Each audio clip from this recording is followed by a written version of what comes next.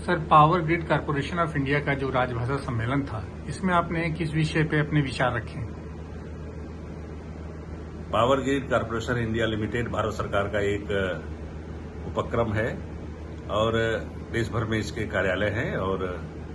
उत्तर प्रदेश में लखनऊ में इसका क्षेत्रीय मुख्यालय है। आज उस क्षेत्रीय मुख्यालय में राजभाषा सम्मेलन एक दिनों का रखा गया था, जिसमें विभिन्न स्थानों से आए उनके अधिकारी और कार्यालय प्रमुख भाग ले रहे थे। सभ्यता एवं संस्कृति के निर्माण में भाषाओं की क्या भूमिका है, यह इस सम्मेलन का मुख्य विषय था। और इस सम्मेलन में वक्ता के नाते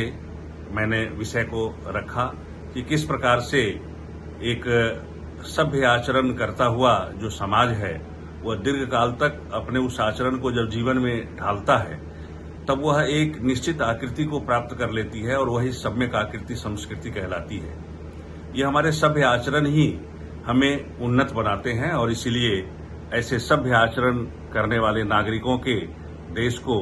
उनकी सभ्यता को लोग याद करते हैं। और इसलिए इस दृष्टि से भारतीय सभ्यता और उसके जो सभ्यता को बांध करके दूर तक ले जाने वाली जो संस्कृति है, जिसके अंदर सामासिक संस्कृति है, वह एक समाज रूप में है। अनेक दिखाई देने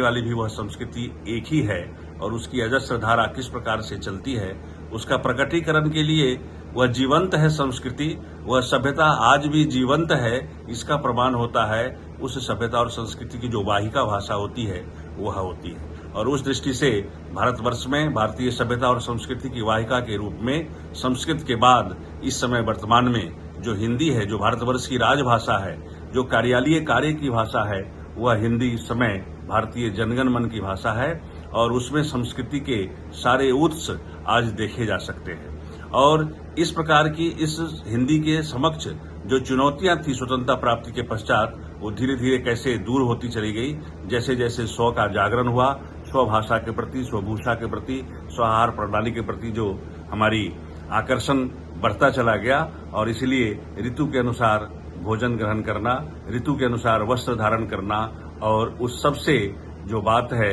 उसके मूल में ये है कि जो हमारा संवाद है वो हमारी अपनी भाषा में हो, क्योंकि भाषा केवल अभिव्यक्ति का माध्यम नहीं हुआ करती है, वो हमारे भारत के अपने बोध को, संस्कृति बोध को भी प्रकट करती है। वह कितनी प्राचीन है, कितनी उसमें निरंतरता है, कितनी उसको खुशबू है, वह भाषा के माध्यम से प्रकट होती है।